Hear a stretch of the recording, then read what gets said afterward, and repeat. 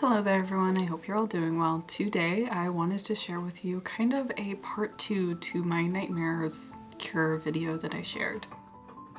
After I posted the last video, I kept thinking that I had missed a point. There was something that just didn't feel perfectly rounded or complete, and I realized that I forgot to add an element that cleanses the self.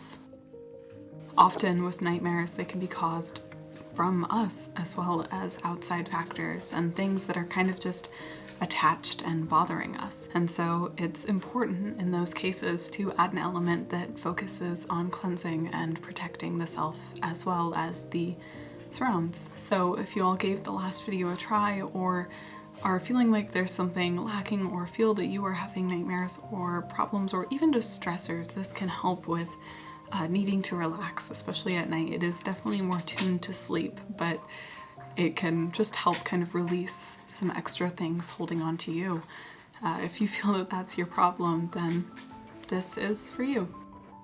Also, Grim is chewing on a log over there, so you may hear some puppy noises. As you know, if you've been following me for a while, I can never get enough of a salve or a balm. They are one of my favorite crafts. I love oils. I just find them to be such a useful and versatile aspect of my craft, and I will forever recommend them to people. They also make a really good giftable, so if you are having say a family member or a friend that is struggling with anything, these are great because it's just a perfect way to share magic in a really friendly beginner way that everyone can use and have access to. So I love them so much. Plus they're pretty easy to craft. So with that out of the way, let's get into how to make this. There are two methods on crafting a salve that I typically follow. There's a slow method and a fast method. Things like this that are focused more on magical than medicinal, I tend to prefer the quicker method, or even anything that's just culinary.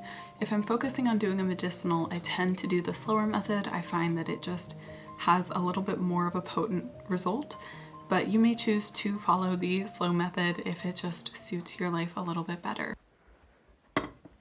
I will explain it in detail down below in the description, but real quick, the slow method takes about 6 weeks. You combine all of your herbs in the oil, keep them in a dark cabinet, just shaking them every now and again, every time you remember, and that's just the rough infusion process. But to do the fast hot infusion, it takes about a little over a day. So to make this nightmare cleansing salve, you'll need lemon to purify the self, lavender, also a purifying agent but very protective and ties wonderfully to sleep, cedar, once again, ties to cleansing away nightmares and is protective, though you can also exchange this with rosemary or chamomile as you see fit. I personally would recommend keeping at least the lemon and lavender if you can. I know some people are allergic to lavender. If you can't use lavender, I would next recommend chamomile, but absolutely lemon I think is very essential to this. It is just such a good purifying agent, and it's a good banishing agent as well. So lemon, try to keep that, or another citrus element, but lemon's the best. You will also need 1 cup of olive oil. If you wish to make this much, you could cut this recipe in half, and an ounce of beeswax. I have had some people ask if they can use other waxes from beeswax. I personally haven't had any experience with others, but if any of you have tried other waxes in making a balm or something of this sort, please let me know in the comments. I would love to hear from your experience and try some experiments with them myself. So that would be greatly appreciated. Begin by gathering your herbs and oil.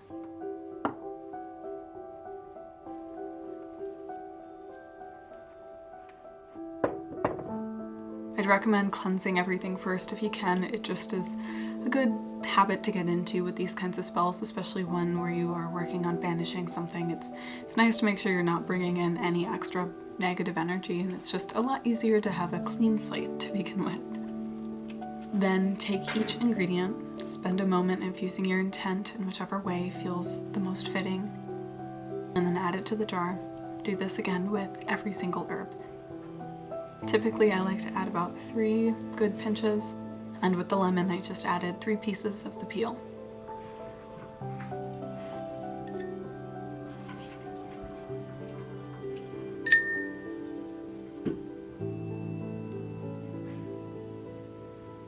Then add in your oil.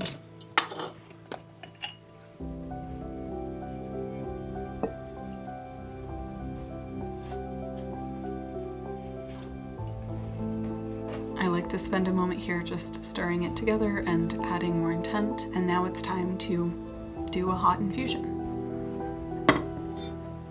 So pull out a pot of water, add your jar to it. It helps if you add a, what's it called? One of these to the bottom, just a little jar ring. It helps when it boils so it doesn't bubble too much. That's been something that I always forget to mention. Stick the jar on top of one of these kind of like this in the pot with water that goes really up as high as you can, and then let it simmer here kind of on a lower heat for 3 to 6 hours. You can do this in a crock pot as well, and I've seen people do it without the jars, and I've done it without the jars before as well, but personally I just find that it cooks a lot more evenly in this kind of double boiler setup that you have. Plus it's much easier cleanup. Make sure to stir every once in a while and add some water to it as it burns down, or cooks down rather.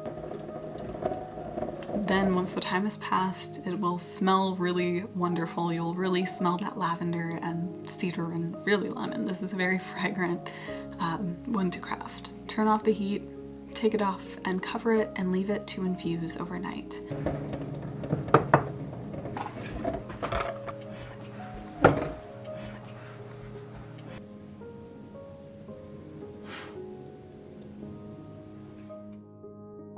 The next day, uncover your oil and strain it into a new jar.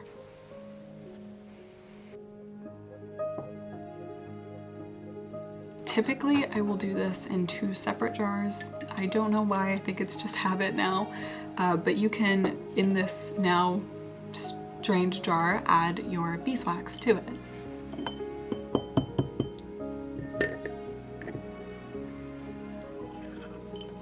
And add it back onto the pot and allow it to cook down again.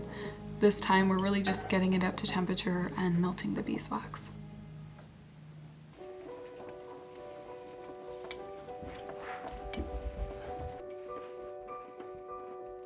Once it's all melted down, take it off the heat, allow it to cool just a bit till you can touch it, and move it onto a cloth.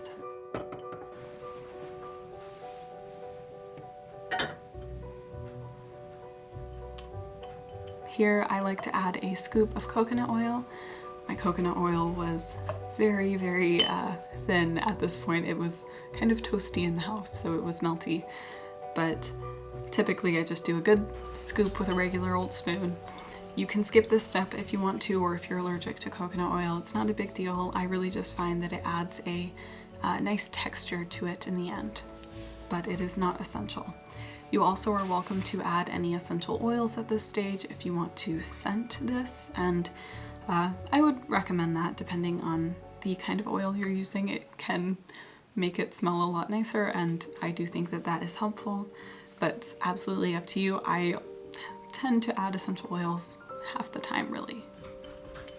Make sure everything is mixed well together and then let it set. I left it in here overnight, just allowing it to set, but you are welcome to pour it into another jar or tin if you'd wish, and that's normally what I do. Once again, allow it to set overnight, and then the next day you can use it.